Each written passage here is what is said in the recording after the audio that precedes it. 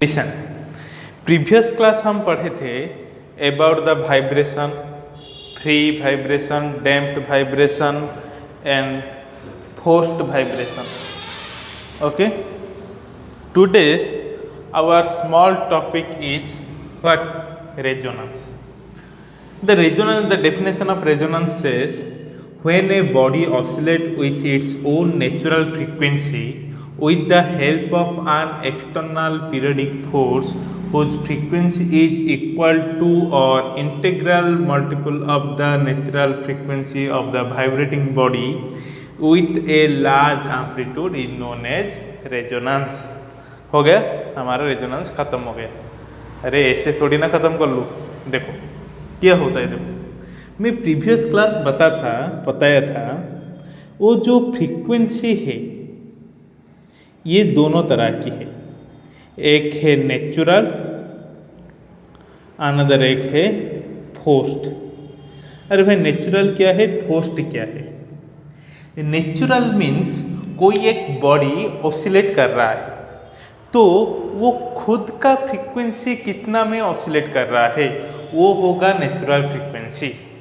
मान लो ये होगा एक पेंडुलम, मैं इसको ऑसिलेट करना शुरू कर दिया तो ये जिस फ्रीक्वेंसी में ऑसिलेट कर रहा है, मैंने इसको ऑसिलेट किया, इसको हट करके ऑसिलेट किया, तो ये जिस फ्रीक्वेंसी में ऑसिलेट कर रहा है वो हो गया उसका नेचुरल फ्रीक्वेंसी. फोर्स्ड फ्रीक्वेंसी क्या है? मैंने यहाँ पर एक रबर बैंड ले लिया, यहाँ पर एक पेंडुलम लिया और यहाँ पर एक पेंडुलम लिया. मैं इसको ऑसिलेट किया, इसको टच भी नहीं किया हूँ, इसको ऑसिलेट किया.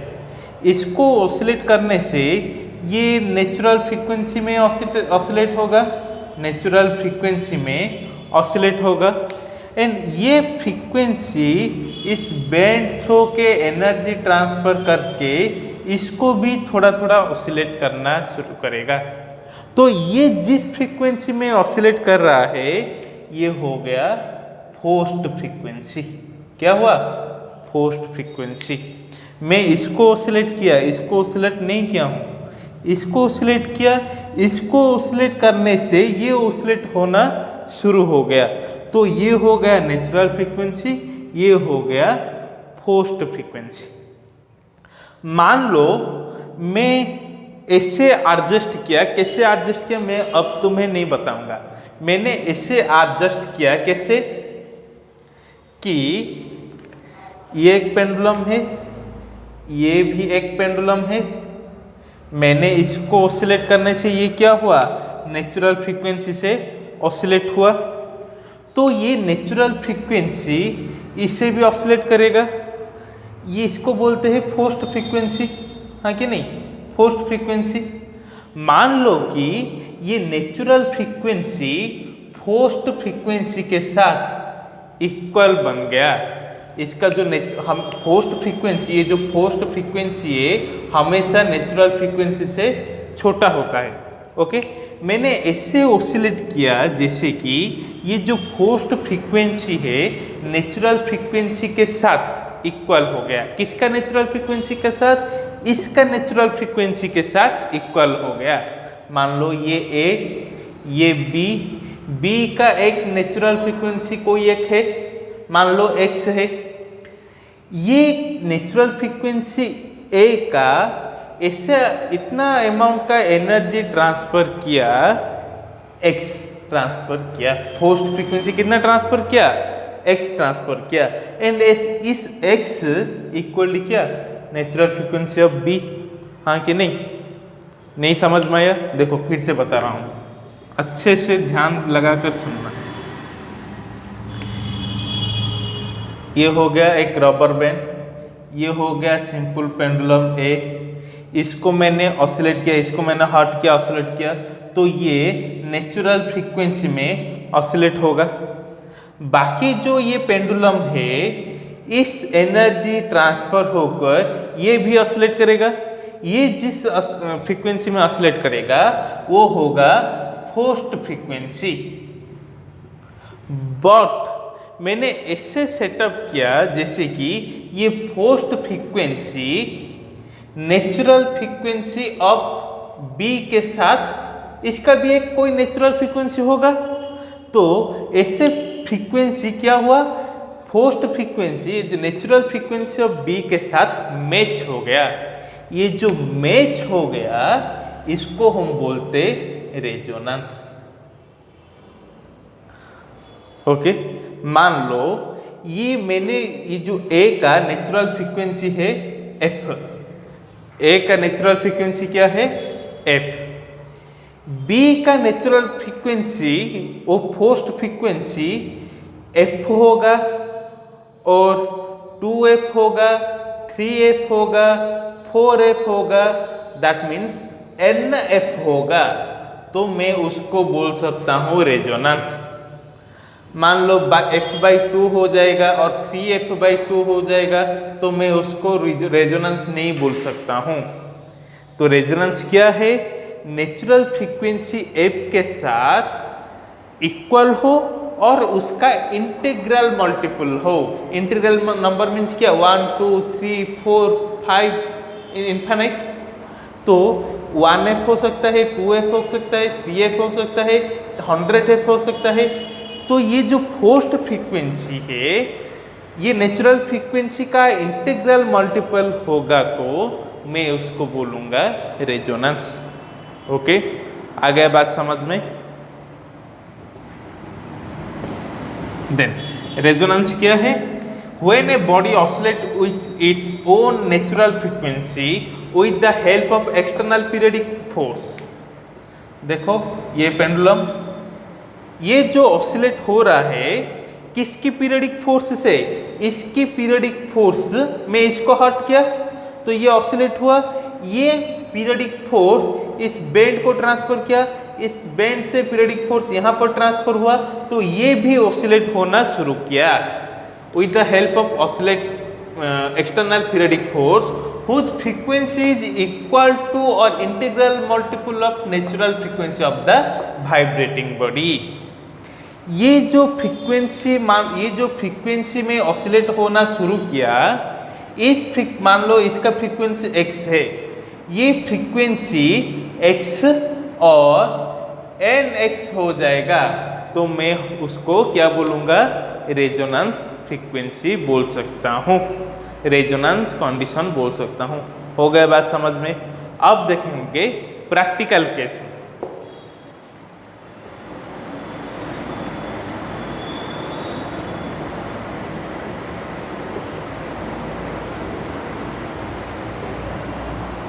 देखो यहाँ पर एक साउंड बॉक्स लिया, क्या साउंड बॉक्स लिया, यहाँ पर एक ट्यूनिंग फॉर्क अटैच हुआ है, यहाँ पर भी ट्यूनिंग फॉर्क अटैच हुआ है। मैं पहले ही बोला था ट्यूनिंग फॉर्क का जो फ्रीक्वेंसी है किसके ऊपर डिपेंड करता है, शेप एंड मटेरियल। मान लो कि दोनों ट्यूनिंग फोर्स का शेप इक्वल है एंड दोनों का मटेरियल भी इक्वल है। दोनों का शेप और मटेरियल इक्वल होगा तो फ्रीक्वेंसी क्या होगा, नेचुरल फ्रीक्वेंसी भी क्या होगा, इक्वल होगा कि नहीं। तो मैंने क्या किया, इसको एक रबर पैड से हॉट किया एंड ये क्या हुआ, वाइब्रेशन होने लगा एंड ये वाइब्रेशन यहाँ पर ट्रांसफर होगा। ये एनर्जी यहाँ पर आकर, क्योंकि ये बाहर नहीं जा सकता है क्योंकि ये क्लोज्ड है, तो ये एनर्जी पीरियडिक मोशन में आकर इसको भी वाइब्रेट करना शुरू कर लेगा। तो इसका फ्रीक्वेंसी क्या होगा, इसका फ्रीक्वेंसी के साथ इक्वल होगा। क्यों, क्योंकि दोनों का शेप सेम है, दोनों का मटेरियल का कंडीशन भी सेम है, तो ये जिस नेचुरल फ्रीक्वेंसी में ऑसिलेट कर रहा था ये भी उस नेचुरल फ्रीक्वेंसी में ऑसिलेट करना शुरू करेगा। तो क्या होगा, रेजोनेंस होगा। सर रेजोनेंस होगा, रेजोनेंस होगा, रेजोनेंस होगा, रेजोनेंस होने से क्या होगा, रेजोनेंस होने से एम्पलीट्यूड इंक्रीज होगा। एम्पलीट्यूड भाई क्या है, मैंने बोला था ये ऑसिलेट कर रहा है, तो ये सेंट्रल पोजीशन रे, ये जो एक्सट्रीम पोजीशन का डिस्टेंस है ये हो जाता है उसका एम्पलीट्यूड। तो एम्पलीट्यूड जब लार्ज होगा तो साउंड भी लार्ज होगा, साउंड भी ऊंचा सुनाई देगा। तो ये रेजोनेंस का एप्लीकेशन जो है बहुत सारा एप्लीकेशन है, तो एक एक करके हम देखेंगे। ओके,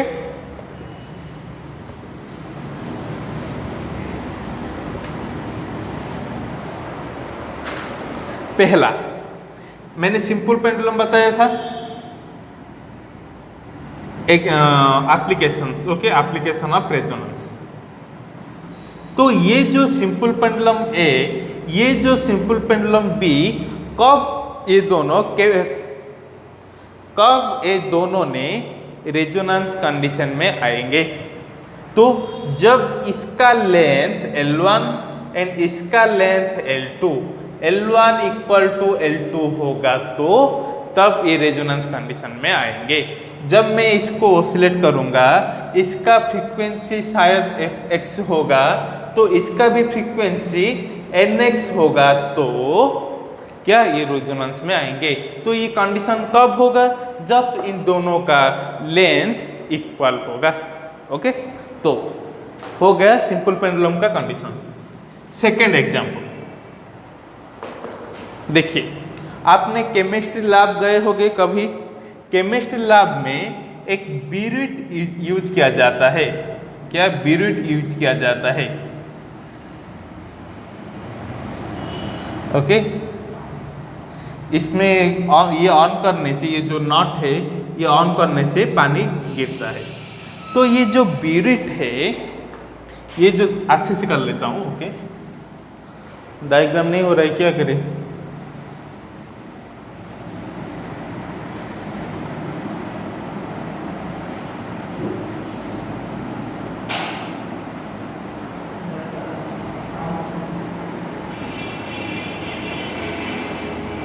यहाँ पर एक नॉट होगा, तो ये ऑन करने से पानी नीचे गिरता है।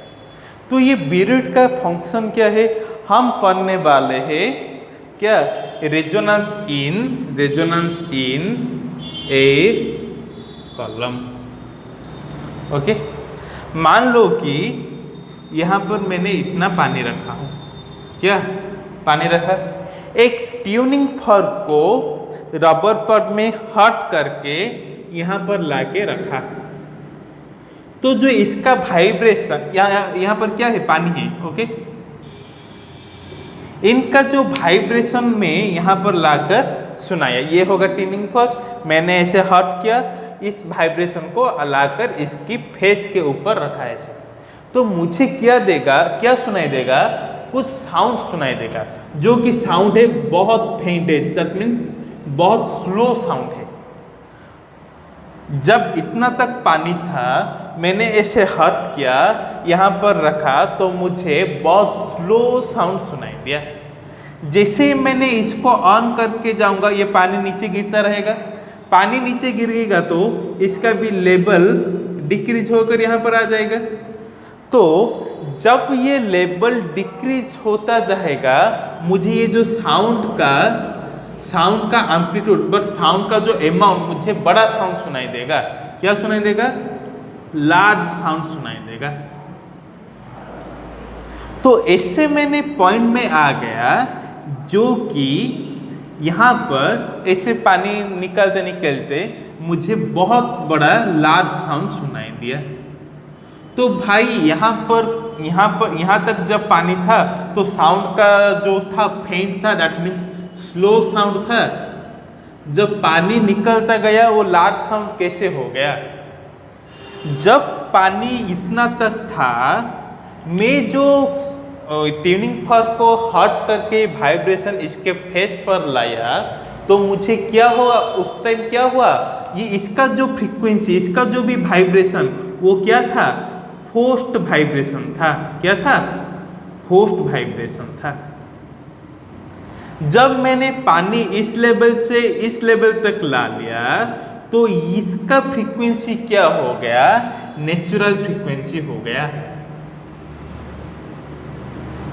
तो जब नेचुरल फ्रीक्वेंसी हो गया, इसका फ्रीक्वेंसी के साथ इसका भी एयर कॉलम का की भी फ्रीक्वेंसी सेम हो गया, तो क्या होगा, रेजोनेंस हो गया।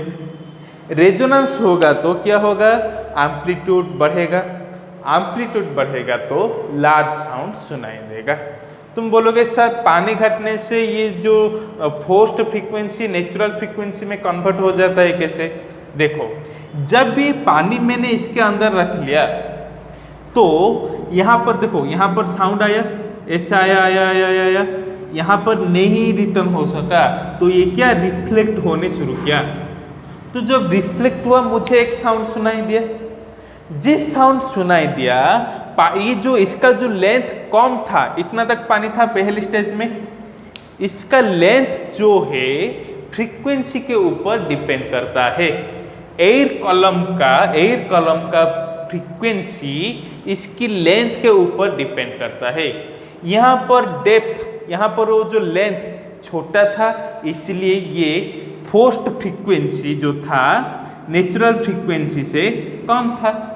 जब मैं ये डेप्थ इंक्रीज किया तो ये फोर्स्ड फ्रीक्वेंसी नेचुरल फ्रीक्वेंसी के साथ इक्वल हो गया और मुझे एक लार्ज साउंड सुनाई दिया।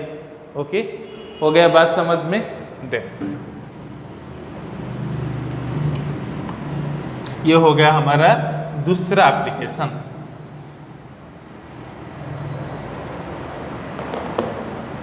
देन तीसरा, एयरक्राफ्ट, एरोप्लेन, हेलीकॉप्टर, जो भी तुम मान लो। तो ये क्या होते हैं, ये जो पायलट होता है हमेशा क्या मेंटेन करता है, ये जो फोर्स्ड फ्रीक्वेंसी है हमेशा नेचुरल फ्रीक्वेंसी से कम ही रहे। पायलट क्या मेंटेन करता है, ये जो फोर्स्ड फ्रीक्वेंसी है नेचुरल फ्रीक्वेंसी से कम रहे। तो भाई फोर्स्ड फ्रीक्वेंसी किसका, नेचुरल फ्रीक्वेंसी किसका? ये जो नेचुरल फ्रीक्वेंसी ऑफ व्हीकल और डिफरेंट पार्ट्स,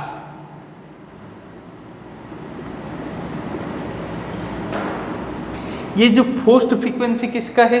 देखो, ये हो गया एक एरोप्लेन। ओके, ये एक एरोप्लेन हो गया, मछली नहीं, एरोप्लेन है। ओके, ये जो एक एरोप्लेन हो गया, ये एक थोड़ा कुछ स्पीड्स में मूव कर रहा है। ये एक स्पीड में मूव कर रहा है तो ये कुछ फ्रीक्वेंसी में वाइब्रेट भी करता होगा। ओके, मान लो इसका पार्ट है ए बी सी। ये टोटल एरोप्लेन एक कुछ स्पीड में, सम स्पीड में मूव कर रहा है। स्पीड में मूव कर रहा है तो ये क्या फ्रीक्वेंसी क्रिएट कर रहा है, जो कि इसको भी वाइब्रेट कर रहा है कि नहीं? मान लो ये एरोप्लेन है भाई, एरोप्लेन मूव कर रहा है। एरोप्लेन मूव कर रहा है मीन्स कुछ फ्रीक्वेंसी में वाइब्रेट हो रहा है। ये जिस फ्रीक्वेंसी में वाइब्रेट होगा, ये जो एरोप्लेन, टोटल का एरोप्लेन, उसका जो पार्टिकल है, उसका जो पार्ट है ए बी सी डी, ये भी उतना फ्रीक्वेंसी में वाइब्रेट होगा कि नहीं? मैंने ऐसे ऑसिलेट हुआ तो मेरा हाथ भी उस फ्रीक्वेंसी में ऑसिलेट होगा, मेरा पैर भी उस फ्रीक्वेंसी में ऑसिलेट होगा। मान लो मैं कैसियस 30 हर्ट्ज में फ्रीक्वेंसी में ऑसिलेट हुआ, तो मेरा जो हैंड है वो क्या होगा, 30 फ्रीक्वेंसी में ऑसिलेट होगा कि नहीं? मेरा जो लेग है 30 हर्ट्ज में ऑसिलेट होगा कि नहीं?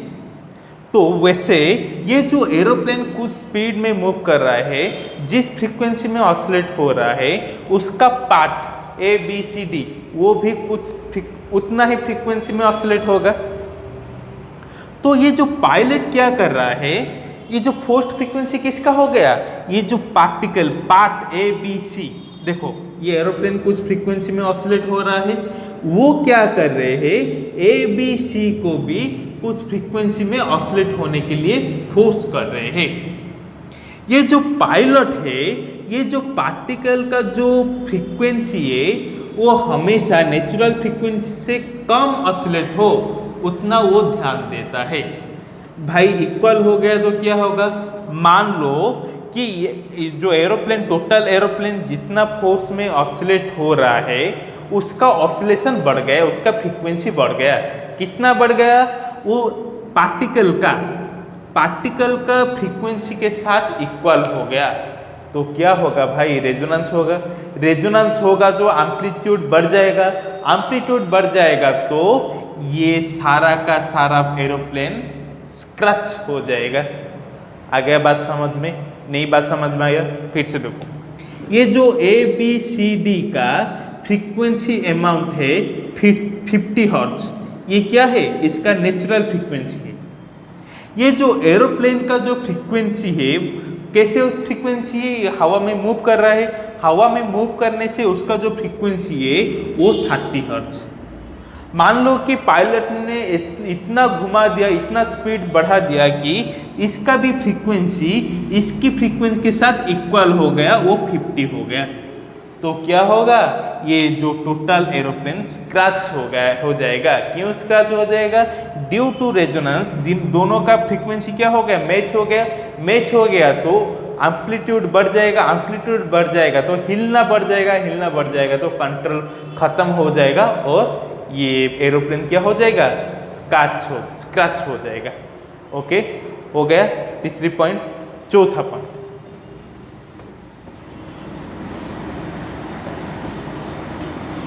बहुत इंपॉर्टेंट पॉइंट है ये, हमारे डेली लाइफ में भी बहुत जरूरत है। ओके, देन चौथा पॉइंट क्या है हमारा? अर्थक्वेक। वो भी सिंपल फंडा है, कुछ अलग नहीं है। ओके, मेरा भाई इंग्लिश बहुत कमजोर है, स्पेलिंग में तो गलती होगा ही होगा। देखो, ये अर्थ है। क्या है भाई? ये अर्थ है। यहाँ पर एक बिल्डिंग है। किसका बिल्डिंग है? मेरा तो इतना बड़ा बिल्डिंग नहीं हो पाएगा, क्यों? आप लोग तो सपोर्ट ही नहीं कर रहे हो। ओके, मेरा इतना बिल्डिंग बड़ा नहीं हो पाएगा। तो ये अर्थ है, ये हो गया इसका ऊपर रहा हुआ एक बिल्डिंग। ये इस अर्थ ने क्वेक करना स्टार्ट कर दिया, वाइब्रेट होना स्टार्ट कर दिया। मैंने देखा कि ये जो वाइब्रेट किया, इसका ऑसिलेशन जो फ्रीक्वेंसी हो गया 7 हर्ट्ज। क्या हो गया? कितना फ्रीक्वेंसी में ये ऑसिलेट हो रहा है? 7 हर्ट्ज। ये बिल्डिंग भी ये 7 हर्ट्ज ने इसको ऑसिलेट करना स्टार्ट करेगा, हाँ कि नहीं?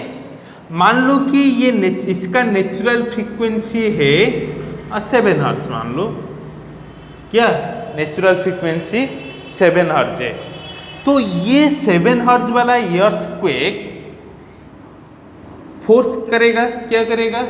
इसको ऑसिलेट होने के लिए 5 हर्ट्ज फ्रीक्वेंसी में ऑसिलेट करना चालू किया, तो उतना डैमेज नहीं होगा। जब ये 7 हर्ट्ज वाला अर्थक्वेक इसको 7 हर्ट्ज फोर्स्ड फ्रीक्वेंसी अप्लाई करेगा। ये 7 हर्ट्ज क्या है?